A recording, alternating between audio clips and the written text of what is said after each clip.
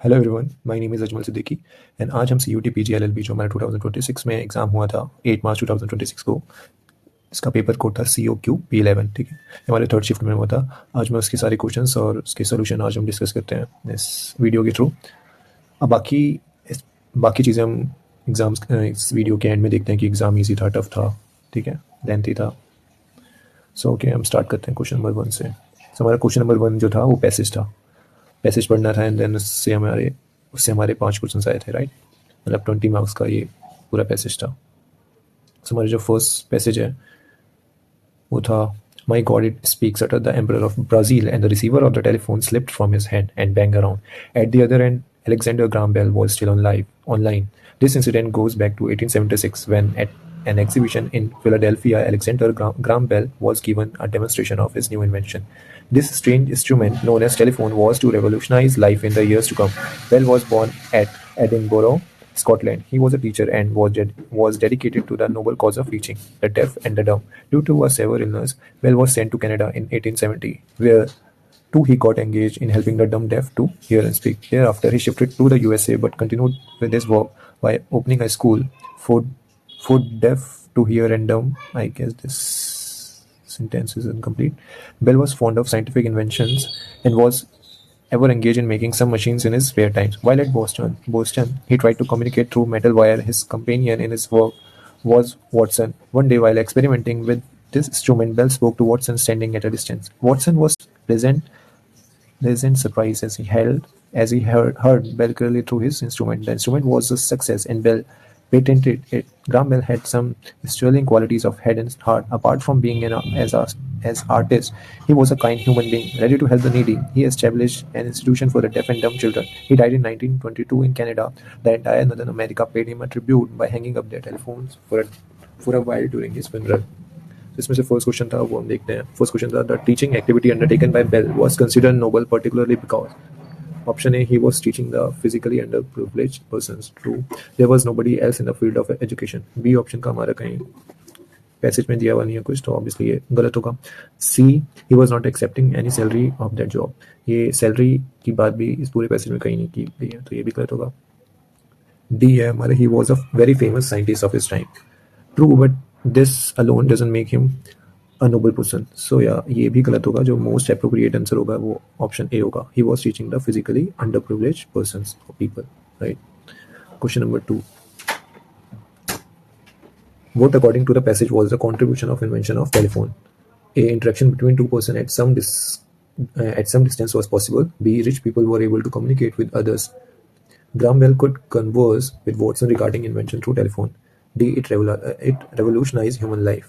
So इसमें हम देखेंगे तो एक इसमें क्वेश्चन में ये दिया हुआ है अकॉर्डिंग टू द पैसेज। तो हमें अकॉर्डिंग टू द पैसेज देना, ना कि किसी कॉमन सेंस है या जो हमारी इंस्टिंक्ट कह रही है उससे बिल्कुल भी नहीं देना है। हमें पैसेज पढ़ना है और उससे ही देना है। तो यहाँ पे अगर हम ध्यान देंगे तो ये 5th और 6th लाइन में ये हमारा दिया हुआ है, telephone was to revolutionise life in the years to come. तो इसका आंसर ऑब्वियसली डी होगा, right. Now moving forward, question number 3, which of the following made Bell to invent telephone?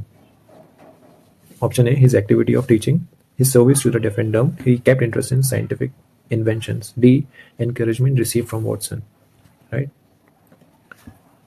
So ये अगर हम पढ़ेंगे तो ये हमारा इस वाली लाइन में दिया हुआ है, Bell was fond of scientific inventions. So yeah, इसका भी आंसर हमारा C होगा, right? Now question number 4. Graham Bell made the telephone call of his invention to the emperor from the city of Edinburgh, Philadelphia, Brazil और Boston, right. इसमें अगर हम ये वाला देखेंगे, लाइक फर्स्ट पैरा के बाद जो ये सेंटेंस स्टार्ट हो रहा है, this incident goes back to 1876 when at an exhibition at Philadelphia है यहाँ पे, राइट। तो यहाँ पे कॉल भले ही ब्राज़ील के एम्परर को किया था, बट जिस जगह से किया गया था वो एक एग्जीबिशन से किया गया था, और जो एग्जीबिशन थी वो फिलाडेल्फिया में थी। तो इसका ऑप्शन होगा, आंसर होगा option B. Now question number 5. Bell had gone to Canada in 1874 treating a patient who was seriously ill. Bell wasn't a doctor, so ये ऑप्शन तो वैसे ही पढ़ने से ही गलत लग रहा है। Helping the deaf and dumb children to hear and speak, okay देखते हैं आगे। See undergoing medical treatment for himself and और डी devoting his full time to his invention. यहाँ पे हमारा ऑप्शन जो है वो होगा सी करेक्ट। ये मैं बताता हूँ क्यों सही होगा। ये वाला सेंटेंस जो है, due to severe illness Bell was sent to Canada in 1870। So वो खुद के ही इलाज के लिए गया था, ट्रीटमेंट के लिए कैनेडा 1870 में। Now coming forward to the next question, ये हमारा था ऑपोजिट या जिसे एंटोनिम भी बोलते हैं, इंटिमिडेटिंग का बताना था हमें। तो इंटिमिडेटिंग का मतलब यही होता है something that you could be scared of, या जिसका फियर हो, जो थोड़ा it could be a situation और अ पर्सन जहाँ जिस सिचुएशन या पर्सन से तुम्हें थोड़ा अनईजीनेस सा फील हो, राइट। सो इसमें ऑप्शन जो दिए हुए हैं, फ्रेंडली, कैजुअल, नॉन सीरियस और authoritative. Casual and non serious similar words है, लाइक से सिनोनिम्स बोलेंगे, राइट। क्योंकि कैजुअल और नॉन सीरियस का इंटिमिडेटिंग का ऑपोजिट तो हो नहीं सकता, क्योंकि ये न्यूट्रल वर्ड है अगर अब इंटिमिडेटिंग को देखें उसके कंपैरिजन में। Like non harming, non serious ऐसे बोल सकते हैं, या बोल सकते हैं थोड़ा नॉन फॉर्मल, इनफॉर्मल हो गया। वहीं अथॉरिटेटिव को हम बोल सकते हैं कि इंटिमिडेटिंग का सिनोनिम बोल सकते हैं वैसे। सो इसका आंसर होगा फ्रेंडली बोल सकते हैं। इंटिमिडेटिंग का मतलब होता है जिससे हम थोड़ा हिचकिचाएं, डरें, बट फ्रेंडली का मतलब उसका ऑपोजिट हुआ, जहाँ हमें हिचकिचाहट ना हो, जहाँ हम खुल के बोल सके, बैठ सकें या जो भी। सो इसका आंसर होगा ऑप्शन नंबर 1 फ्रेंडली, राइट। मैं पेन दूसरा यूज़ कर लेता हूँ क्योंकि आई डोंट थिंक ये सही पेन है।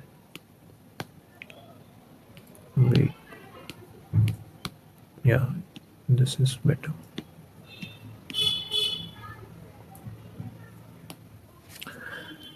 So next question जाते हैं। ये हमारे कंप्यूटर से रिलेटेड था। यहाँ पे विच of the following correctly represent the CPU instruction cycle.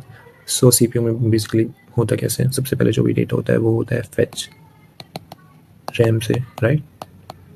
Fetch का मतलब होता है रिट्रीव करना है, तो डेटा पहले रिट्रीव करता है फ्रॉम द रैम, सीपीयू ये करता है। फिर उसे करता है डिकोड का मतलब होता है वो सारे इंस्ट्रक्शन को लाइन बाय लाइन जो सेंस बनेगी उसको वैसे वो अरेंज करता है, तो वो डिकोड कहते हैं उसे।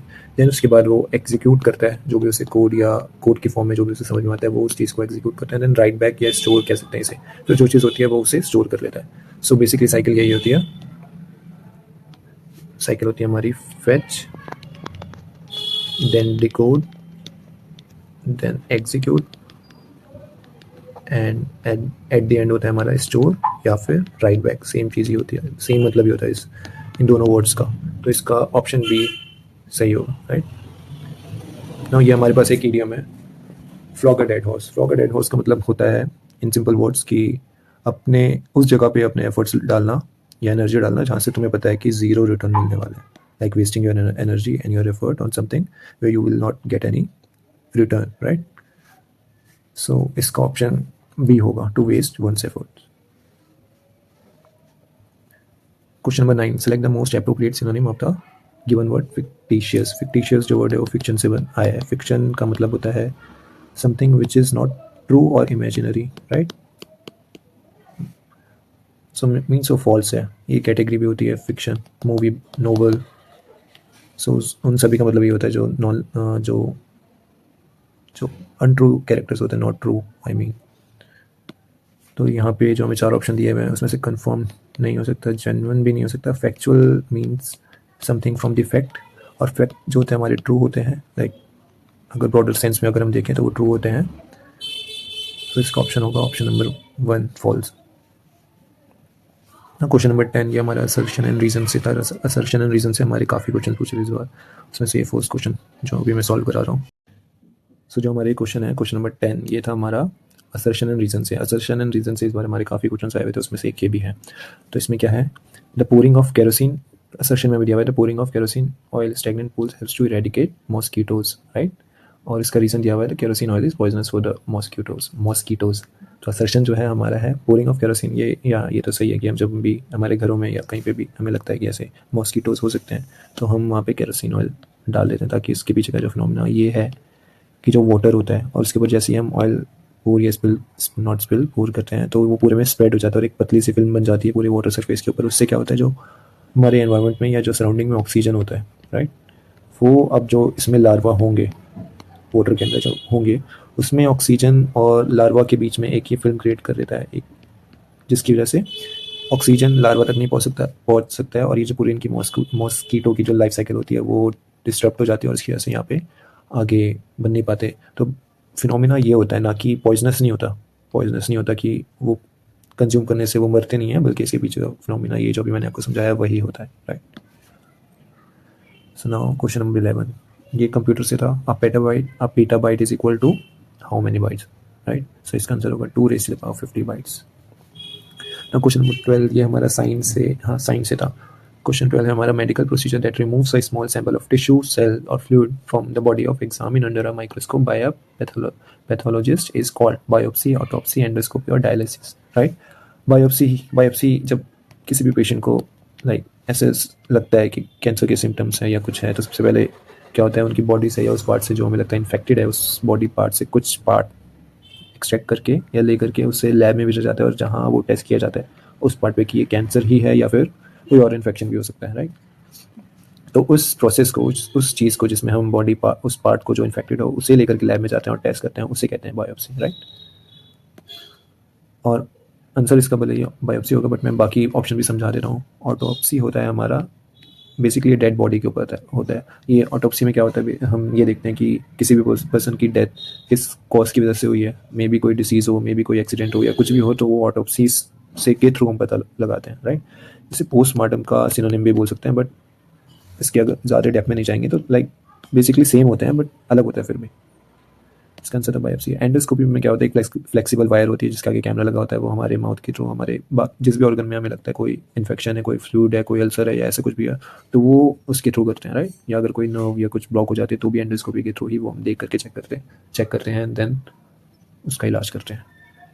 डायलिसिस में बेसिकली होता है हमारा किसी भी इंसान का जो ब्लड होता है, लाइक उसके थ्रू ही पूरी बॉडी में न्यूट्रिएंट्स और बाकी जो रिक्वायरमेंट होती है ऑक्सीजन की या बाकी चीज़ों की, वो बॉडी में ब्लड के थ्रू ही सर्कुलेट करती है। बट ब्लड को प्योरीफाई भी तो करना ज़रूरी नहीं, क्योंकि ऐसे तो हम काफ़ी चीज़ें लेते रहेंगे, इनटेक करते रहेंगे, और ब्लड खुद को कैसे प्योरीफाई करेगा, तो उसको प्योरीफाई करने के लिए होती है हमारी बॉडी में किडनीज़ जब किसी इंसान की फंक्शन करना बंद कर देती हैं, प्रॉपर फंक्शन नहीं कर पाती, उतने अच्छे से फंक्शन नहीं कर पाती, तो वो पेशेंट जाता है डायलिसिस में। डायलिसिस में होता है वो पेशेंट होता है और उसके बॉडी से एक ब्लड निकलता है, और एक मशीन के थ्रू वो प्योर होकर के जो भी टॉक्सिन्स होते हैं वो सब एलिमिनेट कर देते हैं एंड वापस वो बॉडी में जाता है, राइट। तो वो प्रोसेस हम कहते हैं डायलिसिस। तो इसका 12 का ऑप्शन होगा बायोप्सी, ऑटोप्सी नहीं होगा, कंफ्यूजन थी, बट या ऑप्शन 1 करेक्ट होगा इसमें। विच of the following, so question number 13 हमारा है करंट अफेयर से, ये बट हमारा 2020 का क्वेश्चन है, राइट, क्योंकि नेशनल एजुकेशन पॉलिसी हमारा 2020 में ही आया था और इसमें मेंशन भी है, तो ये तब का है, तो जीके बोलूँगा मैं, तो करंट अफेयर तो नहीं बोलूँगा, क्योंकि करंट अफेयर तो 1 साल 2 सालों का होता तो चलता, बट ठीक है। सो इसमें हमें दिया हुआ है which of the following state has not implemented the national education policy 2020, right. इनमें से कौन सी स्टेट ने नेशनल एजुकेशन पॉलिसी को इम्प्लीमेंट नहीं किया है। सो अगर हम देखेंगे ऑप्शन डी होना चाहिए, क्योंकि जो तमिलनाडु था फर्स्ट स्टेट था लाइक जिसने 100% अपोज किया था, मतलब इम्प्लीमेंट करने से, कि कोई भी उसमें जो भी पॉइंट्स थे फ्रॉम द गवर्नमेंट उसने पूरा ही वो एजुकेशन पॉलिसी को मना कर दिया था। और ऊपर के जो 3 है इन्होंने एक्सेप्ट किया, बट उसमें अपना इन्होंने 100% एक्सेप्ट नहीं किया, जो जैसा आया था वैसे एक्सेप्ट नहीं किया इन्होंने, उसमें कुछ चेंज किया एंड देन एक्सेप्ट किया। तो इसका आंसर 4th होगा, बट जो एग्जाम में था उसमें तमिलनाडु के साथ मे बी केरला या वेस्ट बंगाल था, तो तमिलनाडु तो फॉर श्योर होगा इसका आंसर, पर उसके साथ केरला और मे बी वेस्ट बंगाल दिया हुआ था, तो वो आंसर होगा। तो आपने जो भी देख के या याद हो वो आप चेक कर लेना, इसका आंसर तमिलनाडु ही होगा, राइट। सो नेक्स्ट है हमारा द पीएम श्री योजना इज रिलेटेड टू, ये स्कूल से रिलेटेड था, राइट।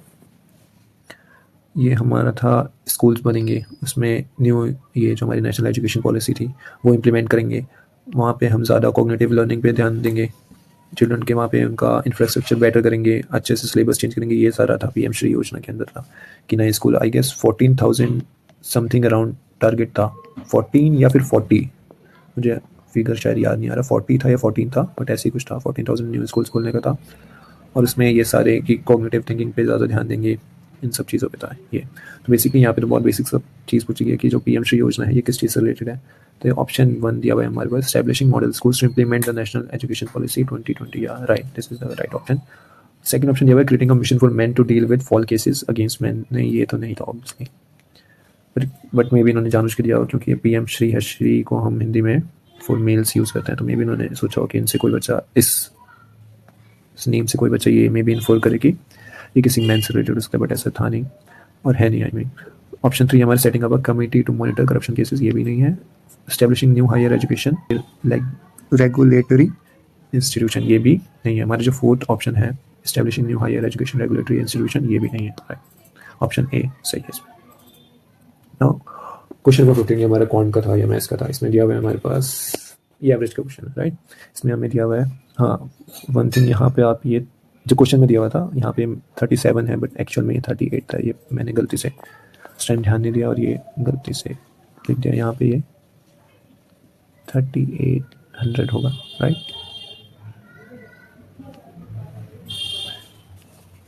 एक मिनट, यहाँ पे 3800 होगा और ये हमारा सही था।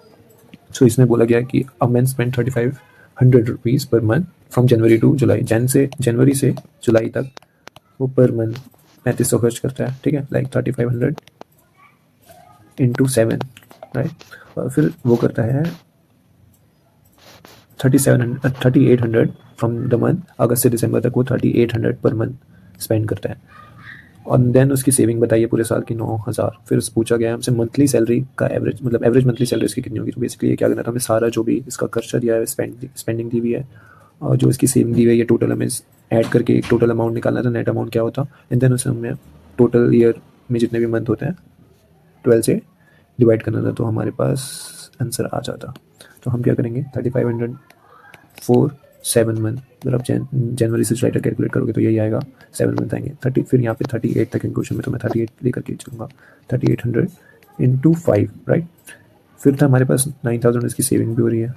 फिर जब हम इसे 12 से डिवाइड करेंगे, मतलब टोटल कितने मंथ्स होते हैं ईयर में, जब जाके हमारे पास एवरेज मंथली सैलरी निकल कर के आएगी। तो जब अब इसको हम सम करेंगे तो ये आएगा हमारे पास 52,500 डिवाइडेड बाई 12। राइट, और फिर जब हम इसे आंसर निकालेंगे तो 52,500 डिवाइडेड बाई 12,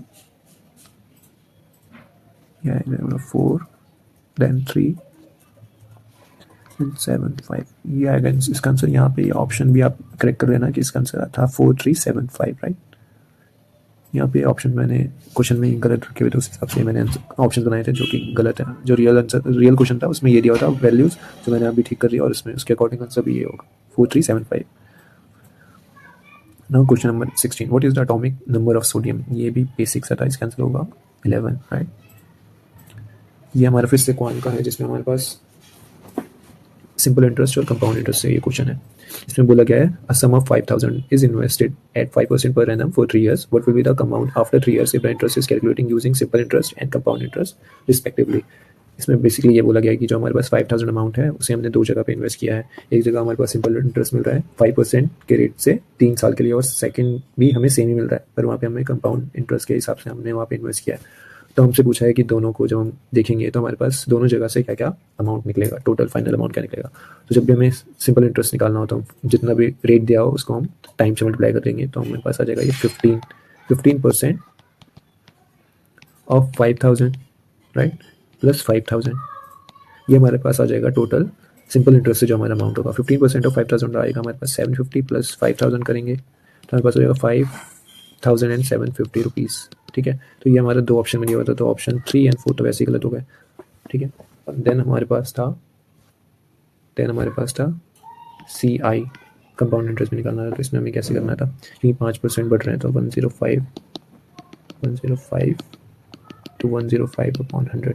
जब हम इसे करेंगे तो हमारे पास कंपाउंड इंटरेस्ट भी निकल कर क्या जाएगा। या तो आप इससे इस मेथड से कर सकते हैं या फिर जो बेसिक फॉर्मूला होता है उसमें भी डाल के कर सकते हैं। दोनों का मतलब सेम ही है, दोनों से आंसर भी सेम ही आएगा। तो जब आप इसे कैलकुलेट करोगे तो ये ऑप्शन इसका आएगा, आंसर आएगा 57881.125 आएगा जब आप करोगे तो राउंड ऑफ करके ये आ जाएगा। ठीक है, तो इसका आंसर होगा ऑप्शन है। बट अगर आप ये CI नहीं भी निकालते तो अगर आप ऑप्शन देखते कि इसमें सेकंड ऑप्शन में सीधे 1000 रुपीज़ का गैप है, लाइक उतना हो नहीं सकता क्योंकि 5% ही है, प्रिंसिपल अमाउंट भी बहुत कम है और 3 साल के लिए ही दिया है, तो इतना डिफरेंस नहीं हो सकता। तो आप सिर्फ सिंपल इंटरेस्ट निकाल के और ऑप्शन देख के भी टिक कर सकते थे कि इसका आंसर होगा ऑप्शन नंबर 1। राइट,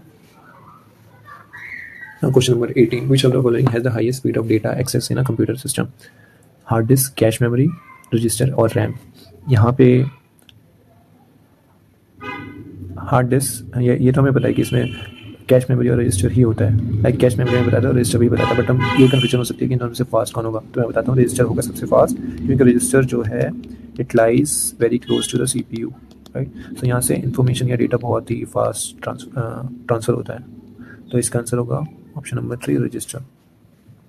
ये फिर से हमारे पास कंप्यूटर का है, इसमें कट और अंडू का पूछा गया था कि कीबोर्ड शॉर्टकट क्या होगा। तो कट का होता है हमारे पास Ctrl+X, अंडू का होता है हमारे पास Ctrl+Z। तो ऑप्शन 2 करेक्ट होगा इसमें। Now consider the question number 20, now consider the following. ये हमारे पास दिए हुए थे कुछ ऑप्शन दिए हुए और इसमें से पूछा है which of the above are web browsers. So ये बेसिक क्वेश्चन था, इसमें Google Chrome, Mozilla Firefox, Safari, Opera, Microsoft Word तो नहीं था इसका। तो ये 4 ऑप्शन होंगे, राइट। तो सी आंसर होगा इसका 1, 2, 3 and 4। Now moving on to the next question, what is the full form of URL? ये अगेन हमारा कंप्यूटर से क्वेश्चन था। URL होता है हमारे पास यूनिफॉर्म रिसोर्स लोकेटर। तो ऑप्शन ए करेक्ट होगा इसका। ना ये जो क्वेश्चन नंबर 22 है ये हमारा पॉलिटी से था, कॉन्स्टिट्यूशन से था। इसमें पूछा गया है इसमें से कौन सा आर्टिकल है, आर्टिकल 14, 15, 16 एंड 19 में से जो हमारा ये बोलता है जो स्टेट को हमारे रोकता है किसी भी इन बेसिस पे, इन ग्राउंड्स पे कि वो हमारे साथ डिस्क्रिमिनेट नहीं कर सकता, राइट। सो इसका राइट आंसर होगा आर्टिकल 15। 14 तो हमारा होता है इक्वालिटी बिफोर लॉ, राइट।